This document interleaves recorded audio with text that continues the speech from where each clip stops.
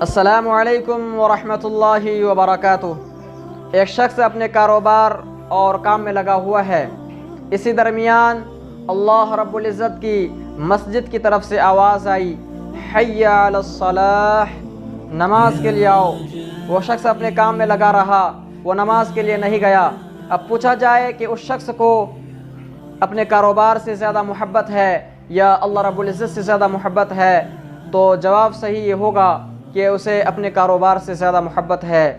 ایک شخص جو اپنی بیوی اور بچوں میں مشغول ہے، وہ شادی بیاہ کے کام میں اس طرح لگا ہوا ہے کہ جب اسے آواز آئی حی علی الفلاح، کامیابی کی طرف آؤ، نماز کے لیے اپنا قدم بڑھاؤ،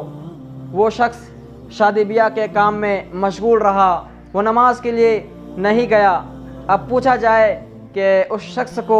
اپنی بیوی سے، بچوں سے،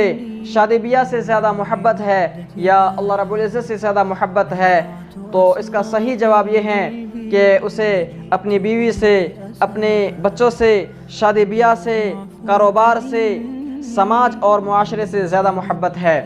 ایک شخص ہے جو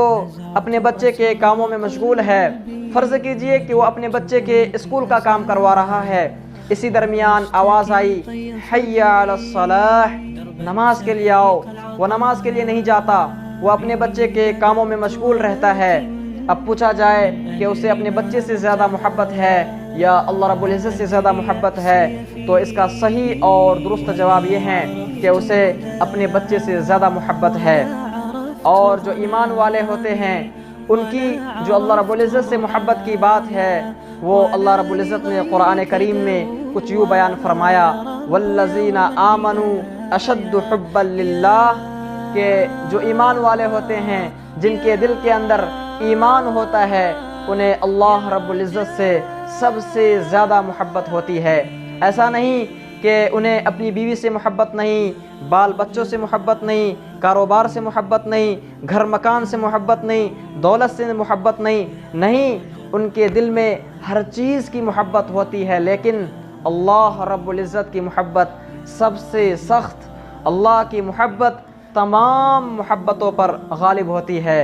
اور جب کسی انسان کے دل کے اندر اللہ رب العزت کی محبت گھر کر جاتی ہے، مضبوط ہو جاتی ہے، تو پھر اس کی مقبولیت پوری دنیا میں عام ہو جاتی ہے۔ کسی نے کتنی اچھی بات کہی ہے، میرا کمال عشق بس اتنا ہے اے جگر، میرا کمال عشق بس اتنا ہے اے جگر، وہ مجھ پہ چھا گئے، میں زمانے پہ چھا گیا۔ اور جب مجھے اللہ رب العزت سے محبت ہو گئی تو پوری دنیا میں میری محبت عام ہو گئی۔ اور اللہ رب العزت سے محبت کے لیے یہ ضروری نہیں کہ بندہ دنیا کی تمام چیزوں کو دل سے نکال دے۔ سیدنا عمر رضی اللہ عنہ نے فرمایا ہے کہ جب تمہارے دل میں تمہاری بیوی کی، اپنے ماں باپ کی، بال بچوں کی، اولاد اور جائیداد کی، دولت کی، کاروباری کی بہت شدید محبت ہو جائے تو کوئی مسئلہ نہیں، بس اللہ رب العزت کی محبت اشد ہونی چاہیے، یعنی سب سے زیادہ ہونی چاہیے۔ پیغمبر صلی اللہ علیہ وسلم نے اللہ رب العزت کی محبت کے لیے ایک دعا مانگی ہے، اللہم اجعل حبک احب الاشیاء الی، اے میرے رب، آپ تمام چیزوں کی محبتوں میں سے سب سے زیادہ محبت آپ اپنی عطا فرمائیے، یعنی میرے دل میں سب کی محبت ہو لیکن آپ کی محبت سب سے زیادہ ہو۔ اسی طرح اللہ رب العزت کے رسول صلی اللہ علیہ وسلم نے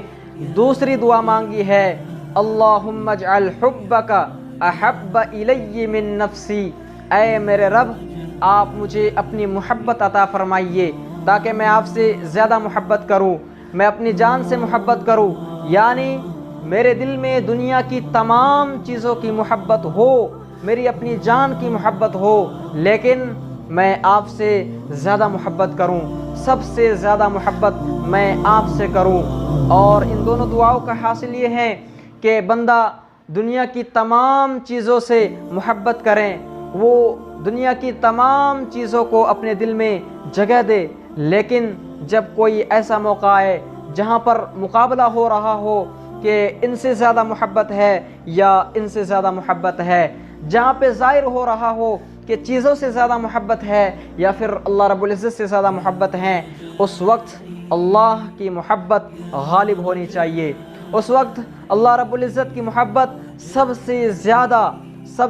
زیادہ سخت ہونی چاہیے، اور اسی لیے قرآن پاک میں کہا گیا ہے والذین آمنوا اشد حبا للہ، کہ جو ایمان والے ہیں ان کے دل کے اندر اللہ رب العزت کی محبت سب سے زیادہ ہوتی ہے۔ یہ نہیں کہا گیا کہ وہ صرف اللہ رب العزت سے محبت کرتے ہیں، بلکہ کہا گیا کہ اللہ کی محبت تمام محبتوں پر غالب ہوتی ہے۔ تو اب ذرا اپنی زندگی کا جائزہ لیجئے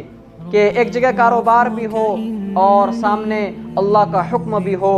ہم ترجیح کس کو دے رہے ہیں؟ ایک جگہ شادی بیاہ بھی ہو اور سامنے اللہ کا حکم ہو، غلبہ کس کا ہے؟ غور کیجئے کہ ہماری زندگی میں سب سے زیادہ اہمیت کس کی ہے، دنیا کی یا اللہ کی؟ اگر ہمارے دل میں